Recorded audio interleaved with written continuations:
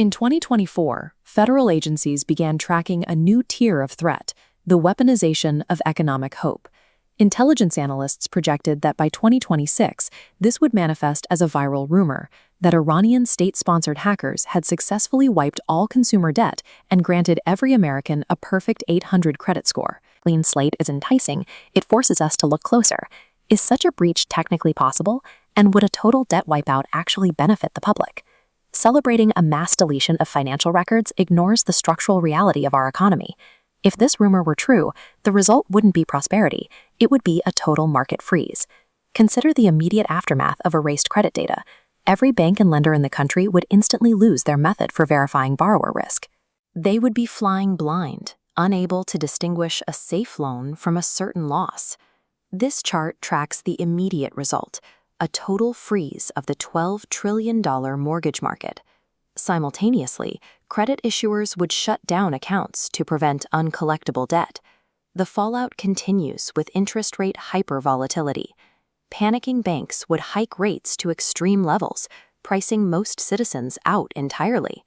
A hack of this scale would trigger a systemic liquidity crisis.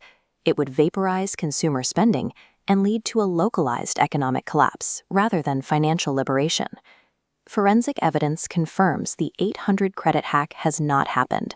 Furthermore, the architecture of the American financial system makes such an event a technical impossibility.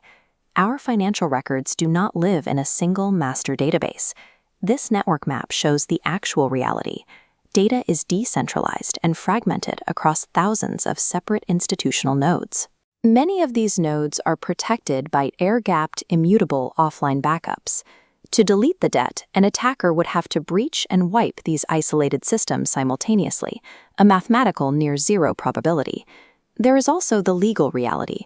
Federal courts have consistently ruled that administrative errors or database hacks do not nullify your legal obligation to repay a loan.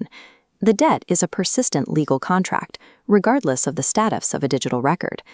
Because the system is physically and legally hardened against actual destruction, hackers have shifted their strategy.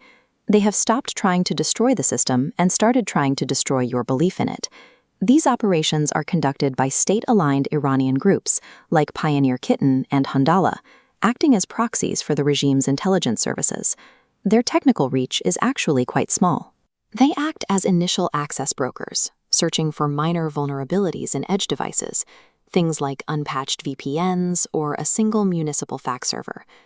These minor entries are then magnified through social media into claims of total systemic failure.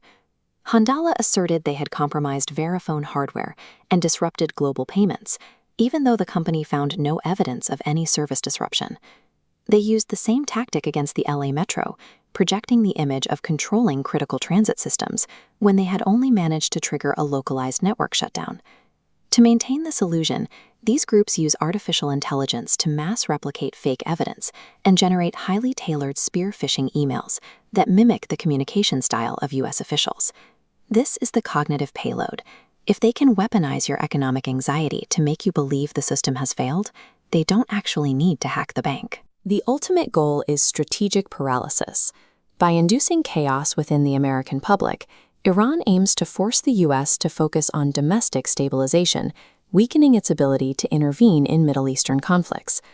Federal response is aggressive. The FBI has seized multiple domains used to spread this disinformation, while the Treasury Department continues to sanction proxy companies linked to the IRGC. However, federal countermeasures struggle to protect every local vulnerability. Underfunded municipal governments often remain exposed to these minor breaches, which are then used as the raw material for new disinformation campaigns. While government action is necessary, it can't stop the narrative. The psychological nature of this warfare targets the individual citizen directly, moving faster than federal sanctions can follow. The primary threat to the individual consumer remains personal identity theft. These smaller, fragmented breaches are often used to harvest real credentials from unsuspecting people. Neutralizing this threat requires proactive identity management. Implementing security freezes and fraud alerts across all 3 credit bureaus prevents hackers from using stolen information to open new accounts in your name. Furthermore, strict multi-factor authentication effectively bypasses the AI-driven credential phishing and push bombing tactics used by groups like Handala.